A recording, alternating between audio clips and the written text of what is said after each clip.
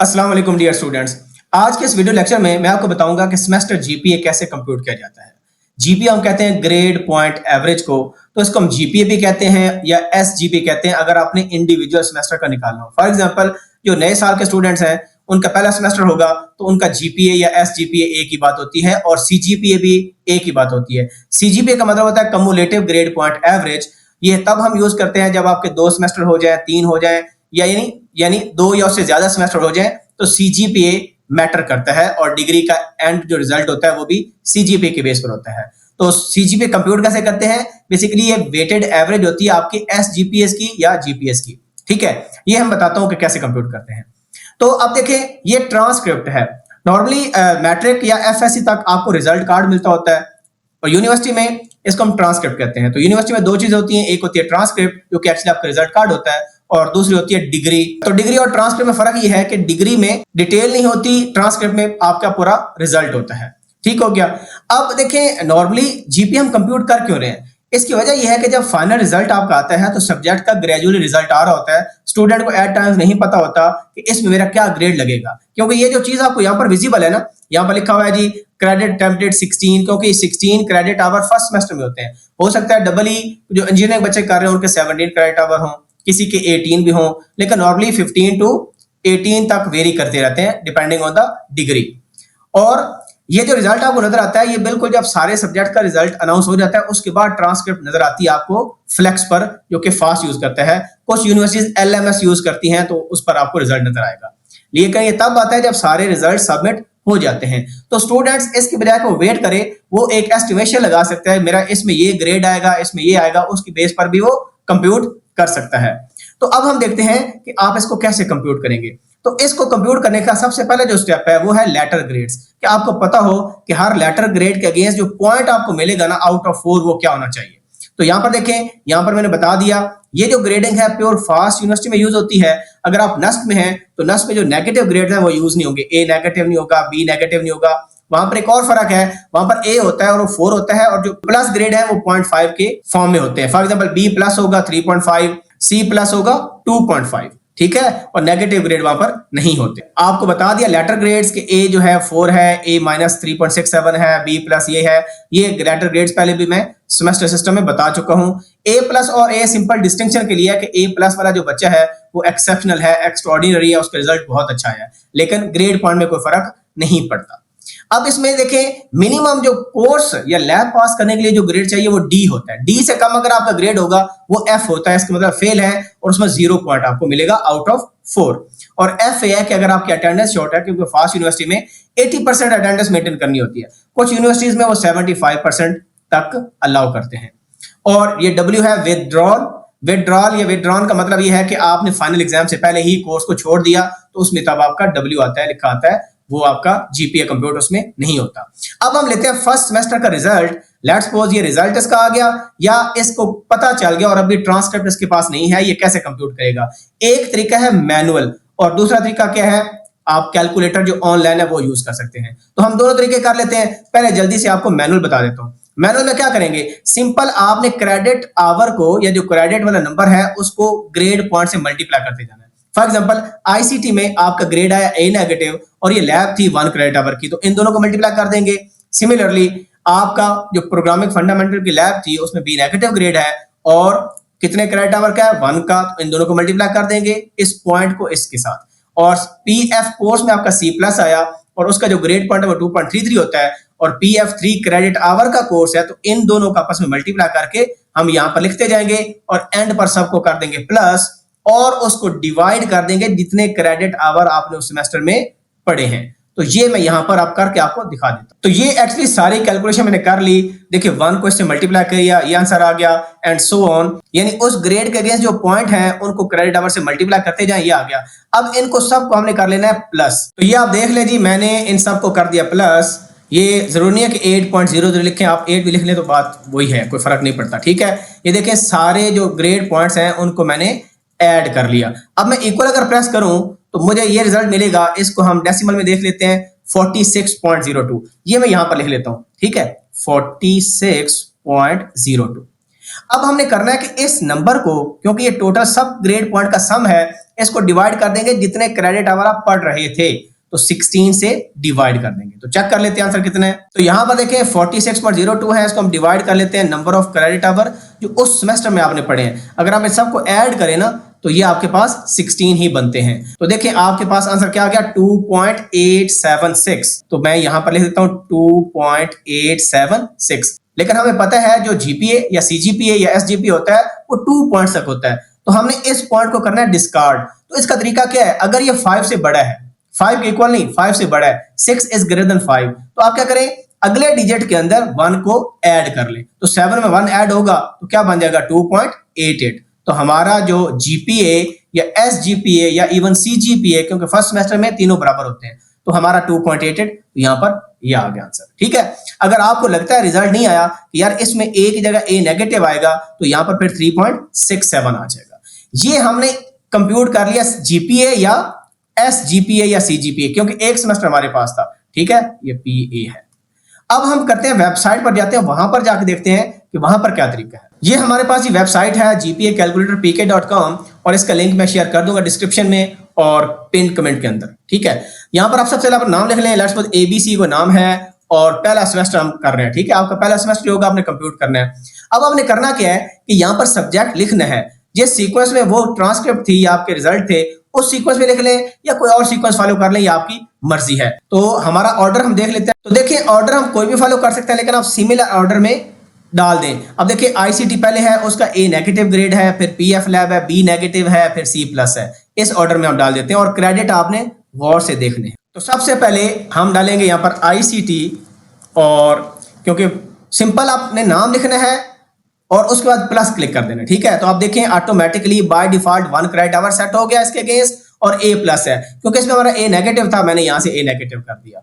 अब उसके बाद हमारा पीएफ लैब है, आप लिखें पीएफ लैब, या लेटर कोई भी लिख सकते हैं, आपकी मर्जी है। ठीक है, शॉर्टकट के लिए पीएल लिख दें, पीएफ लैब, और प्लस पर क्लिक कर दें। जब करेंगे तो पीएफ लैब 1 क्रेडिट आवर की है और इसमें हमारा ग्रेड था बी नेगेटिव, तो यहां से चेंज करके बी माइनस कर दें। सिमिलरली एक और लिख देते हैं पीएफ, कोर्स के लिए पीएफ लिख दिया मैंने और प्लस पर क्लिक किया, और आप देखें कि पीएफ में हमारा क्या ग्रेड था, सी प्लस था। यहां पर सी प्लस ऐड कर लेते हैं, और ये 3 क्रेडिट आवर का कोर्स है, तो यहां पर 1 की जगह क्या डाल देंगे, 3 डाल देंगे। इसी फैशन में आप सारे कंप्लीट करेंगे, और मैंने यहां पर देखें कंप्लीट किए हुए हैं, ये देखें ये सारी चीजें। ठीक है, लेकिन एंड पर क्या होता है, एंड पर ये होता है कि आपके पास एक ब्लैंक आ जाता है, जो कि यहां पर आपको नजर आ रहा है ये वाला, तो इसको आपने इधर से क्रॉस कर देना बस। ठीक है, तो उसके बाद आपके पास ये शेप बन जाएगी। उसके बाद आपने सबमिट पर क्लिक करना है। जब करेंगे तो आपका एसजीपीए कंप्यूट होके आ जाएगा 2.88। अब आप देखेंगे मैनुअली भी हमने यही किया और यहां पर भी रिजल्ट सेम आ गया। तो जो आपको आसान लगता है वही आप प्रिंसिपल फॉलो कर लें। जब आप सेकंड सेमेस्टर में जाएंगे तो एसजीपीए इसी तरह कंप्यूट करेंगे, वेबसाइट से कर लें या मैनुअली कर लें, तो आपके पास वहां पर भी एक नंबर आ जाएगा। उसके बाद क्या करना है, सीजी पे कैसे कंप्यूट करना है, मैं पहले आपको फार्मूला बता देता हूं। अब देखिए जी, ये इसका सेकंड सेमेस्टर है, स्प्रिंग 2024, क्योंकि ये बैच 23 का था। अब इसने ये सारे सब्जेक्ट पढ़े, इसमें 1 क्रेडिट आवर की लैबें थी और बाकी 3 या 2 क्रेडिट आवर के कोर्स थे। यहां पर आप एक चीज नोट कर रहे हो कि understanding of Holi Quran and understanding of सीरत नबी सल्लल्लाहु अलैहि वसल्लम, इसमें देखें ये क्रेडिट 1 के हैं कोर्सेज, लेकिन यहां पर इनका पॉइंट नहीं लिखा हुआ, यानी कोई ग्रेड पॉइंट नहीं है। इसका मतलब है कि ये आपके जो एसजीपी होगा उसमें कोई कंट्रीब्यूट नहीं करेंगे। ये एस क्या है, एस का मतलब है सेटिस्फैक्ट्री। तो इसका मतलब है कि अगर आपने टीचर को सेटिस्फाई कर लिया, आपने पेपर ऐसे किया कि उसको लगा कि यार इसने वाकई ही इसको चीजें आती हैं जो कि इस कोर्स का ऑब्जेक्टिव से या आउटकम से, तो एस ग्रेड दे देगा। अगर वो यू देता है, यू का मतलब होता है अनसेटिस्फैक्ट्री, तो इसका मतलब आपको दोबारा पढ़ना पड़ेगा। ऑल दो एसजीपीए पर इसका कोई रोल नहीं होगा। और ये एनसी का मतलब है नॉन क्रेडिट आवर कोर्स, यानी इसका मतलब है इसका ये जो क्रेडिट लिखा हुआ है ये आपके जीपीए में कंट्रीब्यूट नहीं कर रहा। तो सेम प्रिंसिपल अप्लाई करते हुए अगर आप कंप्यूट करें इसका एसजीपीए, तो वो आपके पास आता है 2.31।